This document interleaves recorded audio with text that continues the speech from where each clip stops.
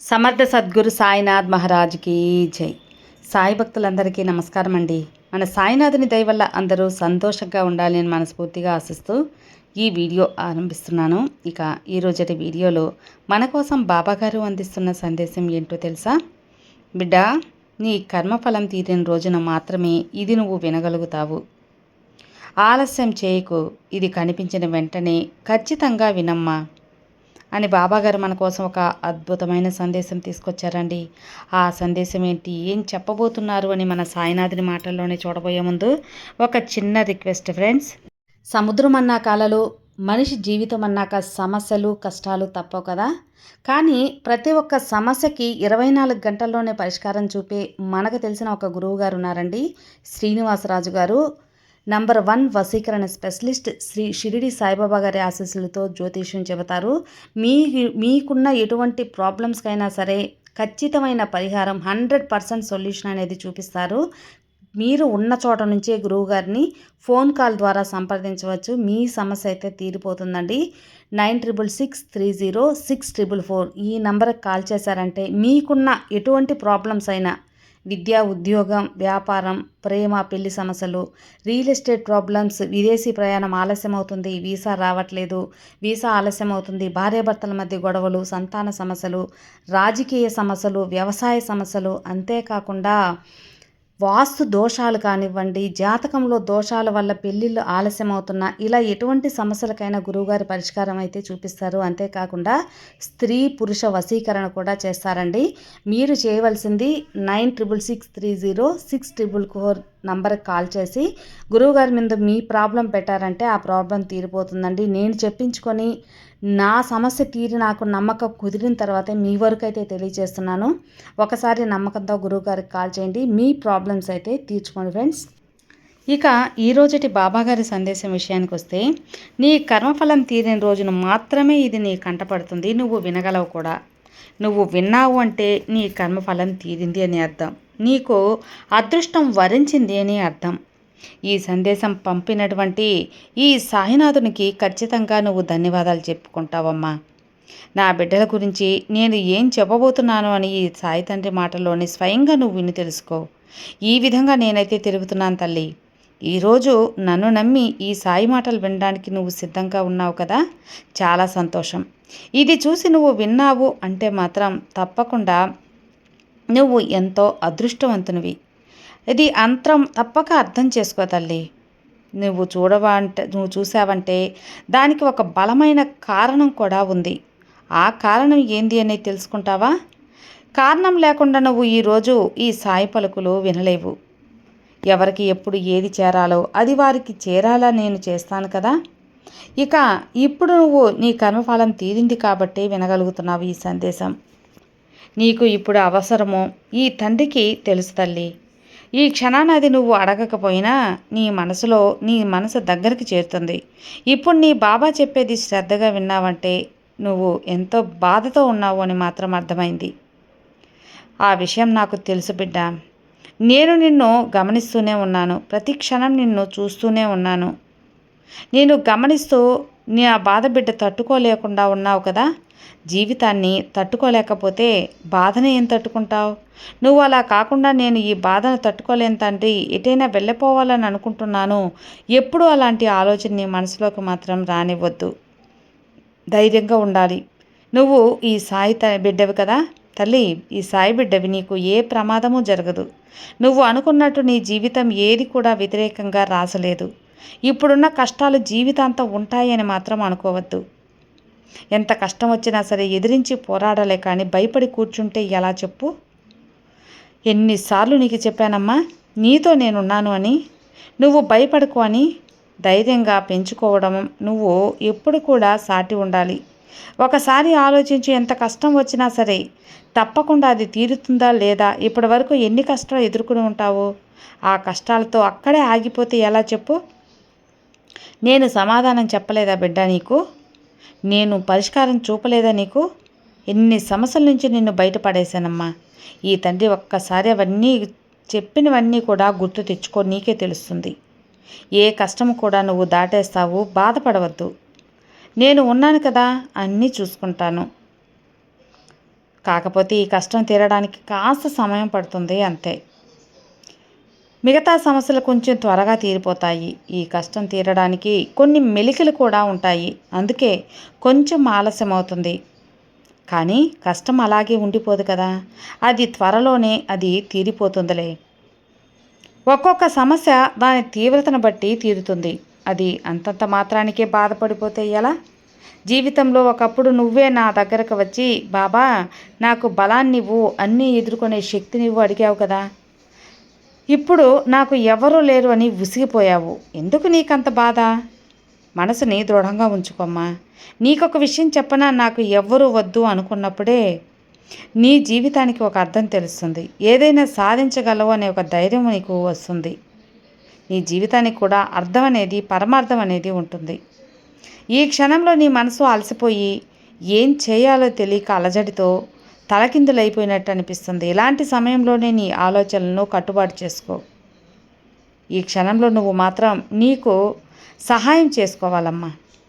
నువ్వు మాత్రమే నిన్ను ఓదార్చుకోగలవు కూడా. అవును తల్లి. అలా కాకుండా నువ్వు నీ మనసుని కష్టపెట్టుకుంటే మాత్రం నీకు ఎవ్వరు కూడా సాయం చేయరు.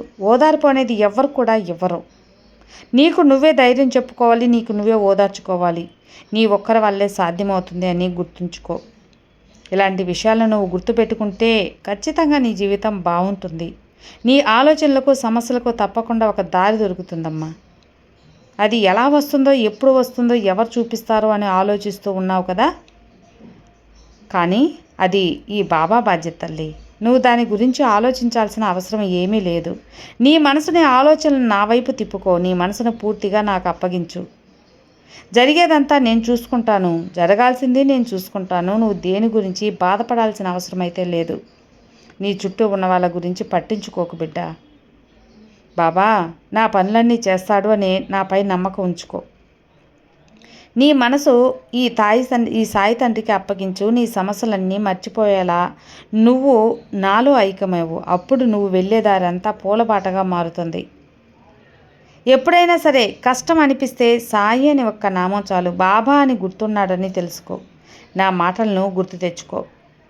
కష్టాలు తప్పకుండా తీరుతాయమ్మా. వచ్చినవి అలాగే ఉండిపోవు కదా, కొంచెం అటు ఇటు అంతే. ఎల్లప్పుడూ నీతోనే ఉండిపోవు, ఖచ్చితంగా దూరమవుతాయి. ఈ జీవన చక్రంలో కష్టసుఖాలనేవి సర్వసాధారణమైనవి. ఎప్పుడు దేని గురించి బాధపడవద్దు బిడ్డ. ఈరోజు నువ్వు కష్టపడుతున్నావంటే తప్పకుండా నువ్వు సుఖపడే సమయం అతి దగ్గరలో ఉంది. అంతేకాని ఈ కష్టం ఎప్పుడు తీరుతుందా అని మాత్రం నువ్వు ఆలోచిస్తూ ఉన్నావంటే అలా ఎప్పుడూ చేయవద్దు. అలా ఆలోచన పెట్టుకోవద్దు. ఈ తండ్రిని జీవితానికి ప్రసాదించినప్పుడు, ఆనందంగా గడిపి రమ్మని పంపినప్పుడు నువ్వు నిశ్చింతగా కష్టాలను దుఃఖిస్తూ ఉంటే ఎలా? నిశ్చింతగా కూర్చో, ప్రశాంతంగా ఉండు. అన్నీ వచ్చినవి అలాగే వెళ్ళిపోతాయి. నేనుండగా దేని గురించి భయపడాల్సిన అవసరం ఏముందమ్మా చెప్పు. నీకు నీ జీవితాన్ని ప్రసాదించిన నేను దాన్ని ఎలా అనుభవించాలో చూపించనా? నువ్వు అనవసరమైన ఆలోచనలు పెట్టుకోవద్దు. నీ పూర్తి బాధ్యత ఈ తండ్రిపై ఉంచి నువ్వు ప్రశాంతంగా ఉండు. ఆనందంగా నీ జీవితాన్ని గడుపు. నీకు ఎప్పుడు ఏది కావాలో, ఏ సమయంలో ఏది ఇవ్వాలో, ఎప్పుడు అవసరమవుతుందో నేను ఇస్తాను కదా. నీ బాధలన్నీ మర్చిపోయి సంతోషంగా మాత్రం ఉండు.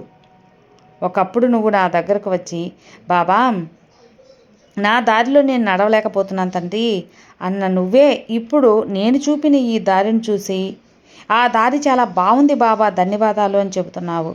అంత మంచి దారి ఇచ్చిన దానికి కృతజ్ఞతలు చెబుతున్నావు. ఒక్క మాటలో చెప్పాలంటే నా బిడ్డ కోసం నేను పూలదారిని నిర్మించాను. ఇకపై నువ్వు ఎప్పుడూ సంతోషంగానే ఉంటావు. అవును తల్లి, పూలదారిని నిర్మించాను కదా. ఆనందంగా లేచి ధైర్యంగా నేను చూపిన దారిలో నడువు. మిగతాదంతా నేను చూసుకుంటాను. జీవితం అనేది ఆనందంగా జీవించాలే తప్ప బాధపడుతూ ఉండకూడదు, విసుగ్గా ఉండకూడదు, కన్నీరు పెట్టుకోకూడదు. నా బిడ్డల కన్నీరు చూసుకుంటూ నేను ప్రశాంతంగా ఉండగలనా? అందుకే ఎన్నో విధాలుగా నిన్ను ధైర్యం నిలిపోయాలని వచ్చాను. కొంతమంది బిడ్డలు నా మాట వెంటనే వింటారు. కొంతమంది వినడానికి ప్రయత్నిస్తారు. వింటే మాత్రం ధైర్యంగా ఉంటారు. మరి కొంతమందిని బుజ్జగించుకోవాలి. నేను బుజ్జగించుకుంటాను. నా బిడ్డలే కదా, నా భక్తులే కదా. నా భక్తులు ఎలా ఉంటారో నాకు తెలుసు. చెప్పేంతవరకు చాలా ధైర్యంగా ఉంటారు. నాకు చాలా ధైర్యంగా ఉంది. నీ మాటలు బాగా అర్థమయ్యాయి తండ్రి అని ధన్యవాదాలు చెప్తారు. మళ్ళీ మొదటికే వస్తారు. ఇలా నా బిడ్డలో ఒక్కొక్కరు ఒక్కొక్కలా ఉంటారు. అందరికీ నేను సర్ది చెప్పుకుంటాను. ఆ బాధ్యత నాది. కానీ బిడ్డ, ఒక్క విషయం గుర్తుంచుకోమ్మా. నేను ఎంత చెప్పినా, ఎన్ని దారులు నీ కోసం ఏర్పరిచినా నువ్వు చూడందే నేనేం చేయలేను కదా. నేను వేసిన దారిని నువ్వు చూడాలి, ఆ దారిలో నడవాలి. మిగతా బిడ్డల్లో నువ్వు కూడా మంచి దారిని చూడు. నేను చెప్పిన మార్గంలో నడువు. నీ లైఫ్ ఎంత అద్భుతంగా మారుతుందో చూడు. చెప్పాను కదా తల్లి, కొంతమంది బిడ్డలకు ముందుగా చెబుతాను, కొంతమంది భక్తులకు బుజ్జగించి చెబుతాను, మరికొంతమంది బిడ్డలకు మళ్ళీ మళ్ళీ చెబుతాను. ఏదేమైనా సరే నా బిడ్డల మనస్తత్వాన్ని బట్టి అర్థం చేసుకుంటారో అప్పుడు నా యొక్క మార్గంలోకి వస్తారు. అప్పటి వరకు నా బిడ్డలపై విసుగు చెందకుండా ప్రతిరోజు నా సందేశాలు తీసుకొస్తూనే ఉంటానమ్మా. నువ్వు చూసేవన్నీ ఈరోజు కొన్ని రోజులు నీ జీవితంలో మారేంత వరకు, నువ్వు సంతోషంగా ఉండేంత వరకు నా మార్గాన్ని నేను చూపిస్తూనే ఉంటాను. ఇందులో ఎలాంటి మార్పు లేదు. నువ్వు ఏ రోజున ఆ మార్గంలో నడుస్తావో, నీ జీవితం ఎప్పుడు మారుతుందో, నువ్వు నీ కుటుంబంతో ఎప్పుడైతే ఆనందంగా ఉంటావో ఆ రోజు నేను ఆనందంగా ఉంటాను తల్లి. అప్పటి వరకు ఈ సాయి తండ్రి సందేశాలు, అద్భుతాలు నీకు అందుతూనే ఉంటాయి. నువ్వు వింటూనే ఉంటావు. నువ్వు ఈ విషయంలో ఎలాంటి దిగులు కూడా పెట్టుకోవద్దులే. నీ జీవితానికి ప్రసాదించిన ఆనందంగా గడుపు. బ్రతకడానికి తప్ప దుఃఖానికి కూర్చోమని కాదు, సంతోషంగా ఉండు. కొన్ని బాధ్యతలు నాపై పెట్టు. కేవలం నువ్వు బ్రతకడానికే తప్ప నువ్వు ఏ పని చేయి, మిగతావన్నీ నేను చూసుకుంటాను. నీ పని నువ్వు చూసుకుంటూ ఉంటావు. బాధలు కష్టాలు నీకు అనవసరం తల్లి, అవి నాకు అప్పగించేసేయమ్మా. నీ కుటుంబంతో నువ్వు సంతోషంగా ఉండు. మళ్ళీ మళ్ళీ చెబుతున్నాను బిడ్డ, కొంతమంది బిడ్డలు ముందుగానే అర్థం చేసుకుంటారు. ఆ బిడ్డలు పరులైన నవ్వు కూడా అర్థమవుతుంది. అప్పుడే అతి త్వరలో నీ జీవితం మారగలదు. నీకు మరొక విషయం ఏంటి, అతి త్వరలోనే నీకు ఒక అద్భుతమైనటువంటి అవకాశం అయితే అందిస్తాను. జాగ్రత్తగా చూస్తూ ఉండు. అవకాశం రాగానే అందిపుచ్చుకో, సద్వినియోగపరచుకో. నువ్వు కోరుకున్నది, లక్ష్యాన్ని నువ్వు సాధించాలి. ఇది నీ జీవితానికే మార్పు తెంచే ఒక అద్భుతం. ఇదే రోజు సందేశం నా బిడ్డకు నేను అందిస్తున్నాను అంటే, చెప్పాలంటే ఇది ఒక శుభవార్త. అవకాశం కోసం ఎదురు చూస్తూ ఉంటావు కదా, చిన్నదా పెద్దదాని కాదు. అది ఎలాంటి అవకాశం వచ్చినా అవకాశాన్ని నీ జీవితంలో గొప్ప మార్పు తీసుకురాగలదు. వెంటనే అవకాశాన్ని అందిపుచ్చుకో. సరేనా తల్లి? ఇక అతి త్వరలో నువ్వు కోరుకున్నది, నీకు నచ్చినట్లు జీవితాన్ని పొందటానికి ఒక అద్భుత మార్గం, గొప్ప అవకాశం నేను పంపిస్తాను. ఈ సాయి తండ్రిపై నమ్మకం ఉంచి ఇక నువ్వు ప్రశాంతంగా ఉండు. ఒక్కసారిగా నీ జీవితంలో నువ్వు ఊహించిన విధంగా మారిపోతుంది. ఎంతో సంతోషిస్తావు. నీ కుటుంబంతో ఎంతో సంతోషంగా ఉంటావు. ఆశ్చర్యపోతావు తల్లి. నీ జీవితాన్ని చూసి నువ్వే ఆశ్చర్యపోతావు. ఆ రోజు వస్తుంది నా దగ్గరికి, బాబా ధన్యవాదాలు తండ్రి, గొప్ప జీవితాన్ని ప్రసాదించావు నాకని అని నా బిడ్డ రాక కోసం నేను ఎదురు చూస్తాను. ఈ బాబా తన బిడ్డల్ని అడుగుతూ ఉన్నారు ఈరోజు. నా గొప్ప సందేశం విన్నావు కదా తల్లి, నా మార్గంలో నడుస్తావా అని. ఖచ్చితంగా నడువమ్మా.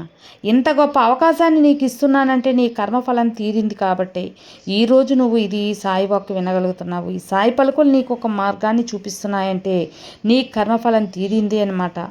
అవకాశం చిన్నదైనా పెద్దదైనా వెంటనే అందిపించుకో అని చెప్పి ఈ సాయి తండ్రి నీకు ఒక అవకాశాన్ని ఇస్తున్నానమ్మా.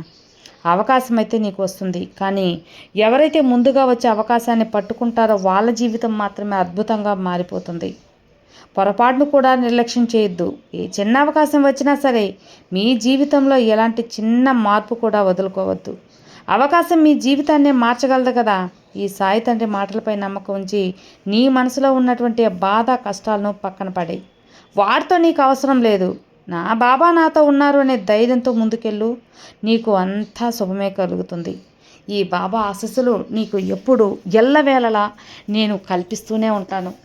ఈ బాబా నీతో ఉండగా నీకు భయం ఎందుకు చెప్పు? సర్వే జనా సుఖినో భవంతు. జై సాయిరామ్.